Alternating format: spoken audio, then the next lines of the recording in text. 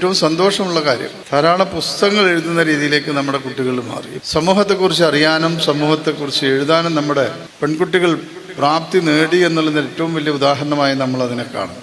എഴുതുക എന്നുള്ളതിൽ ആ എഴുത്തിന് പ്രേരണ നൽകുന്ന ധാരാളം ഘടകങ്ങളുണ്ട്. സമൂഹത്തിൻ്റെ ഉന്നമനാണ് അതിലേറ്റവും പ്രധാനപ്പെട്ട ഒരു കാര്യം.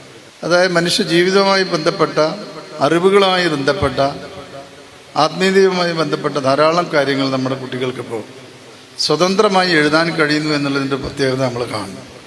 അത് എഴുതണമെങ്കിൽ അതിന് അറിവ് സമ്പാദിക്കാൻ കഴിയണം.